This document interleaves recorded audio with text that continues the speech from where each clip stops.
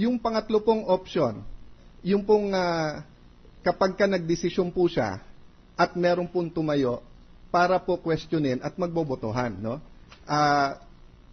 In the first option, wala pong tumayo para mag-motion for reconsideration. In the third po, meron.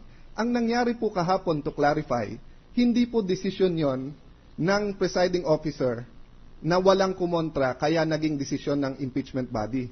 It was a written resolution by the majority of everyone. Kaya tama po si Senator Miriam at Senator Ping Lacson. Wala po sa Rule 6 sapagkat sa Rule 6 nagdesisyon po ang presiding officer pagkatapos po meron humihingi ng motion for reconsideration. Kahapon po ang nagdesisyon ay majority ng lahat po ng miyembro ng impeachment court at nandiyan po mismo sa desisyon yan. Nakalagay po doon the majority.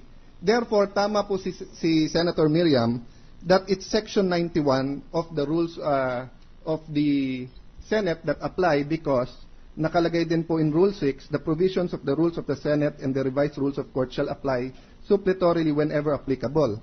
However, Section 91 of our rule says, any senator who voted with the majority may move for reconsideration of a measure on the same day if it was decided by the Senate or within next 2 session days.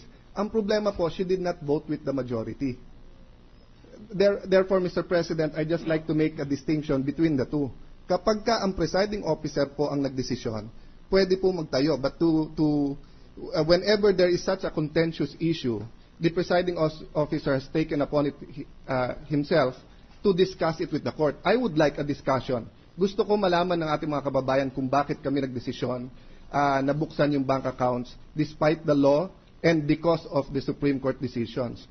However, technically, I do believe that the rule speaks for itself at this point in time, Mr. President. No, my asking for a clarification, Your Honor, of the rule is, this is a condition precedent in certiorari proceedings.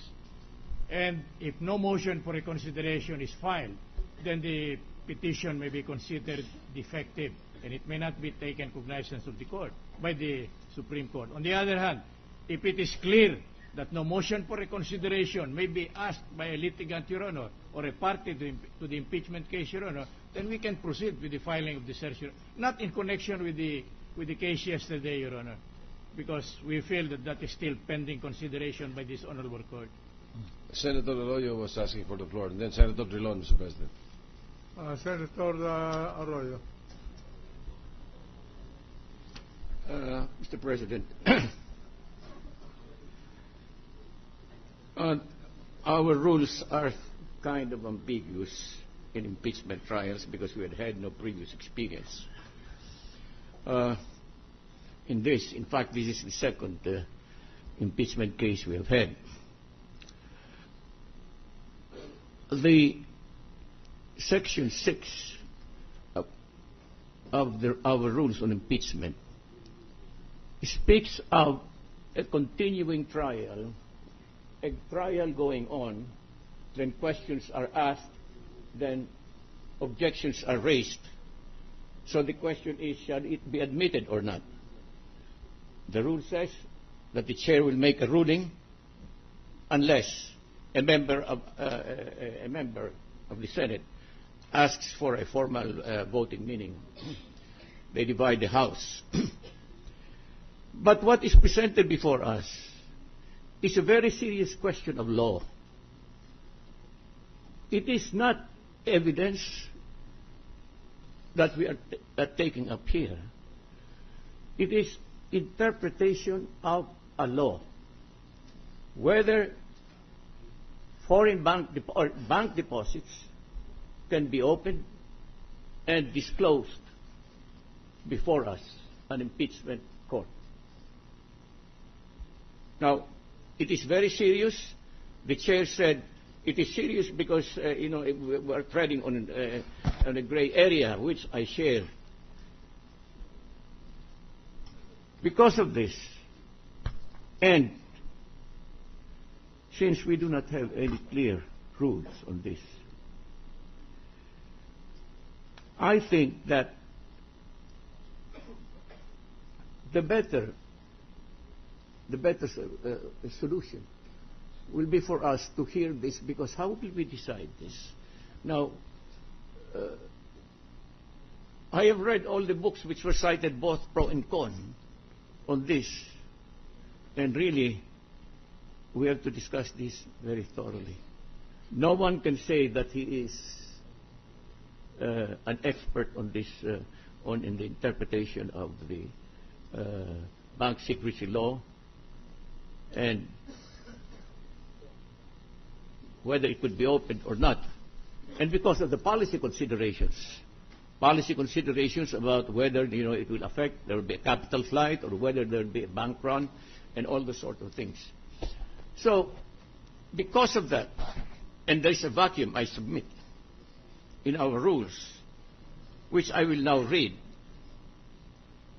The President, when presiding on the trial, may rule on all questions of evidence, including, but not limited to, questions of materiality, relevancy, competency, or admissibility of evidence, and incidental questions, which ruling shall stand as the judgment of the Senate, unless a member of the Senate shall ask that a formal vote be taken thereon, in which case it shall be submitted to the Senate for decision after one contrary view is expressed.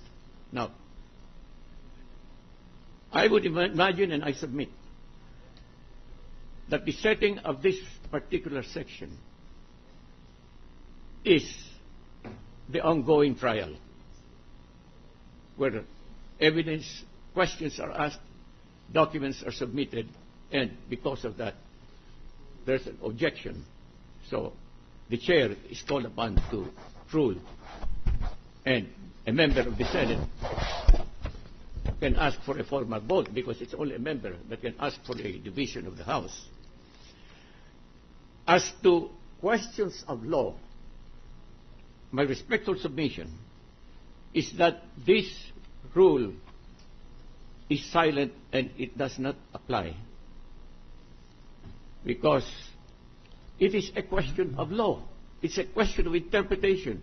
It's a question that requires serious study. I myself wouldn't say that I know the answers to the questions. So this is my respectful submission, Mr. President, that we are confronted with a case of first impression which we cannot take lightly. Thank you. Mr. President, Senator Dilan and Senator Pimentel. Senator Dilan is recognized. Mr. President, I think the issue here is very simple. Yesterday, a ruling was issued. A member of this court sends a letter asking that the court takes a second look at the order.